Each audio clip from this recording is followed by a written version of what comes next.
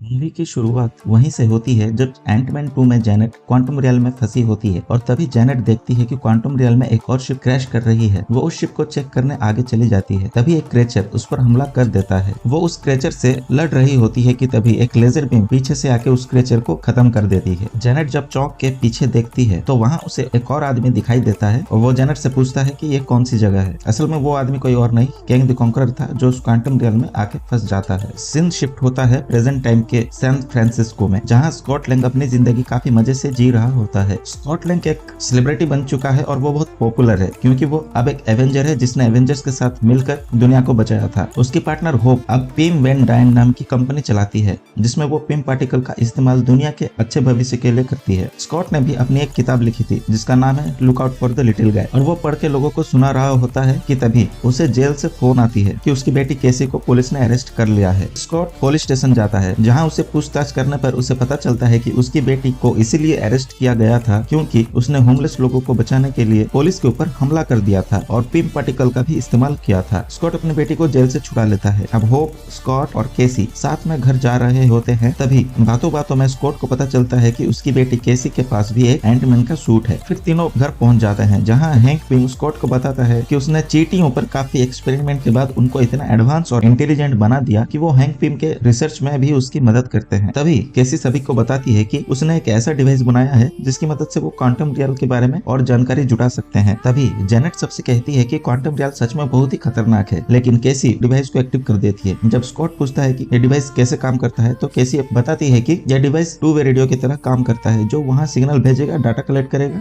फिर सिग्नल भेजेगा। तभी जेनेट केसी को क्वांटम रियल में सिग्नल भेजने वाली डिवाइस को बंद करने को कहती है, लेकिन किसी को कुछ समझ में नहीं आता। फिर जेनेट खुद ही उसी डिवाइस को बंद कर देती है और कहती है कि मुझे तुम लोगों को क्वांटम रियल के बारे में सब कुछ सच बताना ही होगा। लेकिन तभी अचानक से वो डिवाइस अपने आप एक्टिवेट हो जाता है। वहाँ मौजूद सभी चीजों को अपने अंदर खींचने लगता है। हैंक पिम, जेनेट, केसी, होप और स्कॉट लैंग सब उसके अंदर खींचे चले जाते हैं। स्कॉट लैंग सूट अप कर लेता है और केसी को बचाते हुए दोनों एक साथ क्वांटम रियल में लैंड करते हैं। हैंक पिम और होप एक साथ लैंड करते हैं, लेकिन वहाँ जेनेट नहीं होती। दोनों जेनेट को ढूंढने लगते हैं। उसी वक्त एक बड़ी सी चीज उनके तरफ आ रही होती है। तभी जेनेट अचानक से आकर उन्हें छुप कर रहने को कहती है। इधर स्कॉट होप से कांटेक्ट करने की कोशिश करता है और अपनी बेटी को दिलासा देते हुए कहता है कि सब ठीक हो जाएगा, टेंशन लेने की कोई बात नहीं है। अभी तक क्रेचर दोनों पर अटैक कर देता है। दोनों उससे बच के भाग रहे थे कि तभी जोलुम नाम का एक ह्यूमनॉइड कुछ लोगों के साथ आके अपने ब्लास्टर से उस क्रेचर को मार देता है। फिर स्कॉट और केसी दोनों को बंदी बना के अपने साथ ले जाता है अपने लीडर के पास जिसका नाम जेंटोरा है। दूसरी तरफ जेनेट को अपने पुराने साथी मिल जाते हैं जिनकी मदद से वो क्राइलर को ढूंढने जाती है क्योंकि क्वांटम रियल में क्राइलर ही एक ऐसा था जिसको स्कॉट और केसी के बारे में पता हो सकता है। सीन शिफ्ट होता है और हम स्कॉट को देखते हैं कि स्कॉट को क्वांटम रियल के लोगों की लैंग्वेज समझ में नहीं आती है, तो वो लोग उसे एक रेड कलर का लिक्विड पिला देते हैं जिससे स्कॉट को उनकी लैंग्वेज को समझ में आ जाती है। उन लोगों के अंदर एक टेलीपैथी भी होता है जो लोगों के दिमाग को पढ़ सकता है जिसका नाम है क्वेज। क्वेज जब स्कॉट से बात करता है और उसके दिमाग में चल रहे ख्यालात को पढ़ता है तो उसे पता लगता है कि वो कोई दुश्मन नहीं बल्कि ऊपर की दुनिया से आए हुए लोग हैं। तभी उनकी लीडर जेंटोरा आ जाती है और उनसे कहती है कि तुम लोग ऊपर की दुनिया के लोग हो, कॉन्करर तुम्हें ढूंढता हुआ यहाँ जरूर आएगा और हमारी जगह को खत्म कर देगा। उसने हमारी हस्ती मिटा दी और अपनी पूरी सल्तनत हमारे लोगों की लाशों पे बनाई है। कुछ बच के भाग निकले और जो बच गए वो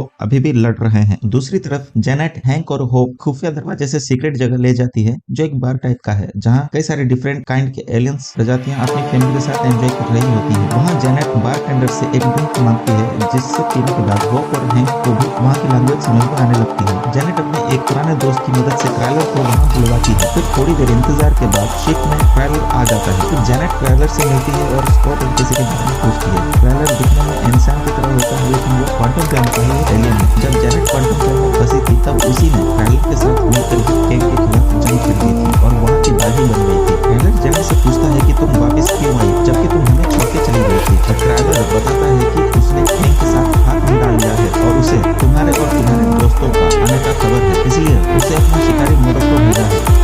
फिर क्राइलर जेनेट से कहता है कि उसे जो चाहिए दे दो और इशारे से कैंग के सोल्जर्स को बुला लेता है, लेकिन जेनेट नहीं मानता। फिर वो हैंक और जेनेट उन पर हमला कर क्राइलर के प्लेस में जाते हैं। सीन शिफ्ट होता है, वहाँ देखते हैं कि जेंटोरा स्कॉट और केसी को वहाँ से दूर रहने के लिए जोलुम को कहती है क्योंकि कैंग अगर उन लोगों को ढूंढते हुआ वहाँ आ जाएगा तो मुसीबत हो सकती है। और कैंग की आर्मी के साथ उन पर हमला कर देता है और स्कॉट उसे कहता है कि हम दोनों एक ही सिक्के के दो पहलू हैं। तभी स्कॉट पहचान जाता है कि ये डायरेक्ट लॉस है और मोरो उसे बताता है कि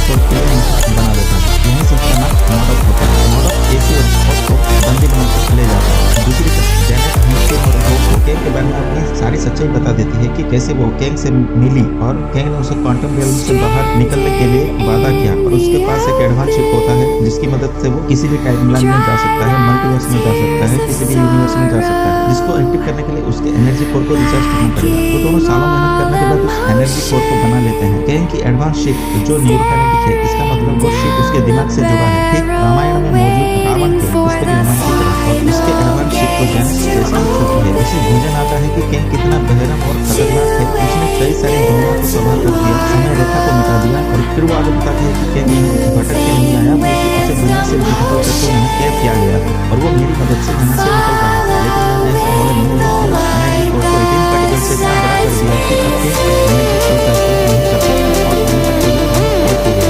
फिर सिंशिप होता है, हम कैंग को देखते हैं जो स्कॉट से एग्री करता है कि वो उसे वो एनर्जी कोर को छोटा करके ला कर दे, नहीं तो वो उसके लिए किसी को जान से मार देगा। अगर वो उसको एनर्जी कोर ला कर देगा तो उसकी बेटी को छोड़ देगा और उसके अपने परिवार के साथ क्वांटम रियल्म से बाहर निकलने की मदद करेगा और एक मदद करने को तैयार होता है। और जैसे ही वो एनर्जी कोर में लैंड करता है तो उसे अजीब सी फीलिंग होने लगती है। उसके कई सारे क्लोन बन जाते हैं जिससे स्कॉट को कुछ समझ में नहीं आता कि क्या हो रहा है। तो मॉडक उसे बताता है कि ये उसकी संभावना है, उसे बस फोकस करना है और सब ठीक हो जाएगा। लेकिन स्कॉट फोकस नहीं कर पाता तो उनके बीच भगदड़ मच जाती है। सब उस स्कॉट को हासिल करने का प्रयास करते हैं, लेकिन उसकी क्लोन से एनर्जी कोर से लड़ने लगता है। स्कॉट के क्लोन यूनिट में बन चुके थे और ओरिजिनल स्कॉट इनके नीचे दब रहा था, उस पर बम दिखने लगा था, लेकिन वो हार नहीं मानता और अपने थॉट्स पर कंट्रोल पा लेता है।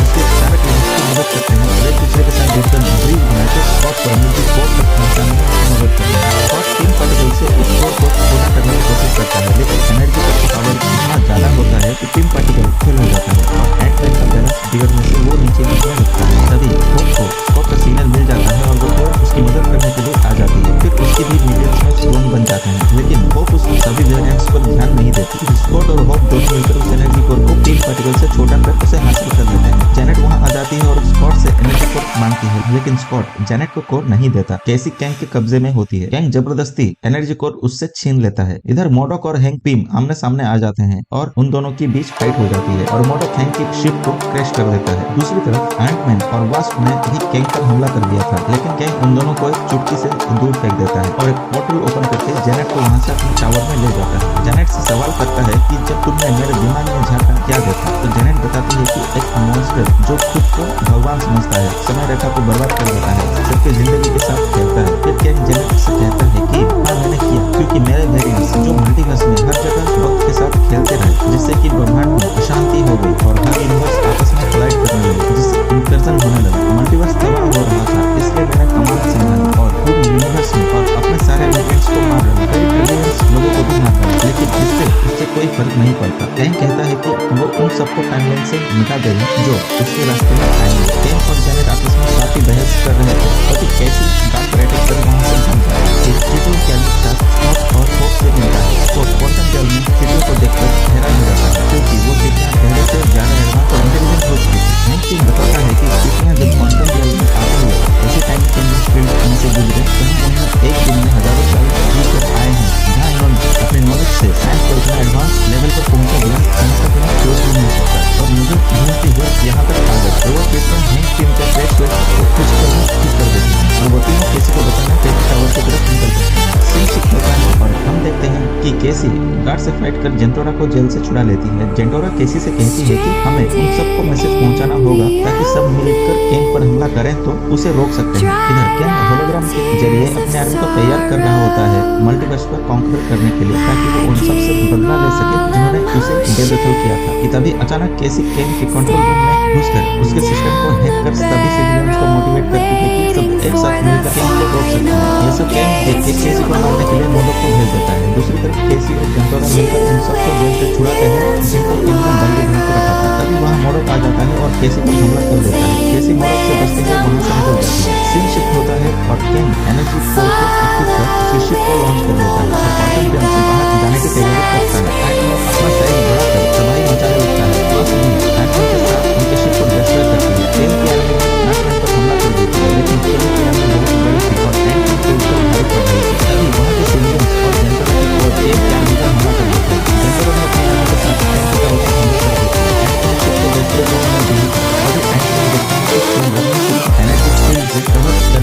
कोशिश कर रहे हैं। राइट और वॉस मिलकर एक प्लान बनाते हैं और प्लान के मुताबिक स्कॉट शिप को जोर से किक मारता है जिससे कि शिप डिस्ट्रॉय हो जाता है। दूसरी तरफ केसी को अपना साइड उठाकर मोडोक को एक पंच में ही नॉक कर देता है और मोडोक को समझाती है कि उसे कैन का साथ नहीं देना चाहिए। टावर डिस्ट्रॉय होने पर केन नीचे आके सब पे हमला कर देता है। उसके सामने कोई भी शिप नहीं था। वो जोलन को भी उसके ही ब्लास्टर से मार देता है। दूसरी तरफ जेनेट केन के दांत को मारकर एनर्जी को रीसेट करने लग जाती है। तभी केन को रोकने उसके सामने स्कॉट, होप और केसी तीनों आ जाते हैं। उनके बीच एक तगड़ी फाइट हो जाती है। इनमें से कोई भी केन को नहीं रोक पा रहा था। केन उन तीनों को एक एक करके मारना चालू कर देता है। केन उसे कहता है कि मैंने कितने यूनिवर्स को खत्म किया है, कितने एवेंजर्स को मारा है, ये सब मेरे लिए नया नहीं है। तुम्हें क्या लगा कि तुम मुझे हरा दोगे? मैं कौन हूँ? केन अभी हैंक पिंग चिटियो की आर्मी के साथ केन और उसके आर्मी के ऊपर अटैक कर देता है। चिटियो सब उसके शिप को डिस्ट्रॉय कर देते हैं। केन अपने लिए एक एनर्जी शील्ड बना लेता है जिसको ब्रेक करना आसान नहीं था। तभी मोडोक जो केसी की बातों से इंस्पायर्ड था वो केन पर हमला कर उसके शील्ड को ब्रेक कर देता है। इसी दौरान मोडोक भी घायल हो जाता है। मोडोक को